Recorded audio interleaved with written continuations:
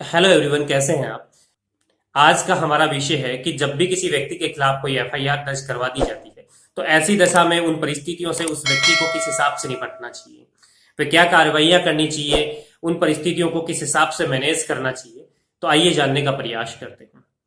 देखिए, जब भी कोई एफआईआर आपके खिलाफ दर्ज होती है तो सबसे पहले आप यह चीज जान ले कि एफआईआर हमेशा कॉग्निजेबल ऑफेंस में दर्ज होती है। नॉन कॉग्निजेबल ऑफेंस यानी ऐसे अपराध जो 3 वर्ष से कम की सजा के हैं, उनमें कभी भी कोई एफआईआर दर्ज नहीं होती है। उनमें दर्ज होती है सिवाय एनसीआर।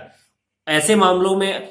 किसी भी व्यक्ति के लिए यह जरूरी होता है कि वो कोर्ट के समक्ष जाए और परिवाद पेश करे, और उसके बाद ही किसी अभियुक्त के खिलाफ उस संबंध में कार्यवाही की जा सकती है। तो सबसे पहले आप ये जान लें कि आपके खिलाफ जो एफआईआर दर्ज करवाई गई है वो किस मामले में दर्ज करवाई गई है। यानी मामला तो कॉग्निजेबल है, लेकिन कितनी सजा का प्रावधान उसमें है, आईपीसी की कौन सी धारा उसमें लगाई गई है, जो भी एफआईआर आपके खिलाफ दर्ज करवाई गई है वो किस प्रकृति के मामलों में दर्ज कराई गई है। यानी यह तो जाहिर है कि जो भी एफआईआर दर्ज हुई है कॉग्निजेबल मामलों में हुई है, यानी गंभीर प्रकृति के मामलों में हुई है। लेकिन गंभीर प्रकृति के मामलों को भी दो कैटेगरीज में डिवाइड किया गया है, यानी जमानतीय और अजमानतीय।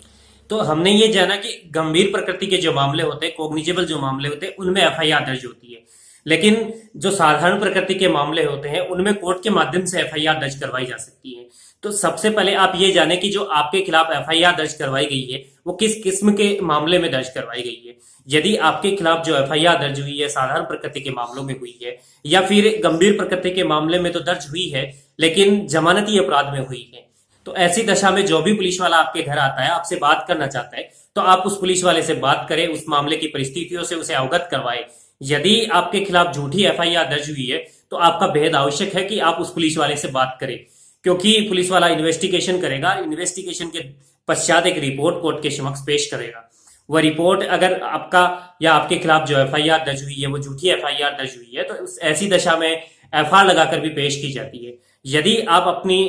अपने एफआईआर अर्थात आपके खिलाफ जो एफआईआर दर्ज हुई है पुलिस वाले को ये समझा पाने में सफल रहते हैं कि आपने ऐसा कोई अपराध नहीं किया है, आप उस अपराध के किए जाने के समय वहां उपस्थित नहीं थे, और ऐसा सबूत भी पेश कर देते हैं, तो ऐसी दशा में आपके ये संभावना हो जाती है कि पुलिस अधिकारी उस मामले में एफआईआर पेश करे। एफआईआर जैसे ही कोर्ट में पेश की जाती है कोर्ट उसे मंजूर कर ले। लेकिन यदि आपके खिलाफ कोई एफआईआर गंभीर प्रकृति के मामलों में दर्ज कराई गई है और ऐसा मामला नॉन बेलेबल है यानी गैर जमानती है, तो ऐसी दशा में आप पुलिस अधिकारी से संपर्क तो नहीं रखें, लेकिन आप मीडिएटर के माध्यम से संपर्क जरूर रखें। यदि खास तौर पर उस समय जब आप सही हैं, आपके खिलाफ झूठी एफआईआर दर्ज करवाई गई है, तो आप मीडिएटर के माध्यम से ये जाने और सारी चीजें पुलिस को अवगत करवाएं कि जब भी जिस समय के लिए एफआईआर दर्ज हुई है, जिस अपराध के लिए एफआईआर दर्ज हुई है, वो अपराध ना तो मैंने किया है और ना ही मैं ऐसे समय उपस्थित था। आपका ये आपका इस अपराध के संबंध में ये सारी जानकारियां देना पुलिस को बेहद आवश्यक है, क्योंकि क्योंकि जब तक आप पुलिस को इस संबंध में जानकारियां नहीं देंगे, पुलिस को इस बारे में कोई अनुमान नहीं होगा कि आप सही हैं या गलत। कई बार ऐसा होता है कि किसी व्यक्ति द्वारा दुश्मनी निकालने के चक्कर में झूठी एफआईआर दर्ज करवा दी जाती है और आप कहीं अन्यत्र उपस्थित भी होते हैं, तो ऐसी दशा में आप अपनी अन्यत्र उपस्थिति का सबूत दें। दूसरी बात यह है कि मामला तो साधारण प्रकृति का है या फिर कॉग्निजेबल है लेकिन जमानती है, तो ऐसी दशा में आप पुलिस वाले से संपर्क करेंगे, उस बारे में आपकी पूरी जानकारी देंगे, और आप अपराधी भी हैं तो भी आपको जमानत पर छूटने का आपका अधिकार है। और यदि ऐसा अपराध गैर जमानती है तो ऐसी दशा में जमानत पर छूटने का अधिकार आपके पास नहीं रहेगा। यदि आपके खिलाफ झूठी एफआईआर भी दर्ज करवाई गई है तो भी पुलिस को आपको गिरफ्तार करना होगा और कोर्ट के समक्ष पेश करना होगा, जहां से आप जमानत पे छूट सकते हैं, लेकिन पुलिस को ऐसे मामलों में गिरफ्तार करना होता है। तो मेरा सजेशन ये है कि यदि आपके खिलाफ कोई झूठी एफआईआर दर्ज हुई है तो मीडिएटर के माध्यम से आप गंभीर प्रकृति के जो मामले हैं, जिनमें गैर जमानती जो मामले हैं, उनमें आप पुलिस से संपर्क बनाए रखें, ताकि पुलिस जब भी कोर्ट के समक्ष रिपोर्ट पेश करे तो वो आपके खिलाफ अपराध नहीं बनते हुए पेश करे। और एक सबसे महत्वपूर्ण बात यह है कि जब भी आपके खिलाफ कोई गिरफ्तारी वारंट निकल चुका है, कोई मामला आपके खिलाफ दर्ज हुआ था उसके अंदर, तो ऐसी दशा में या फिर आपके खिलाफ जो मामला दर्ज हुआ है, एफआईआर दर्ज हुई है, वो गैर जमानती है, तो ऐसी दशा में आप हाई कोर्ट में जा सकते हैं 482 की याचिका के तहत। और जैसे ही आप हाई कोर्ट में जाते हैं वहां पे सबूतों के साथ आप हाई कोर्ट में जाएं,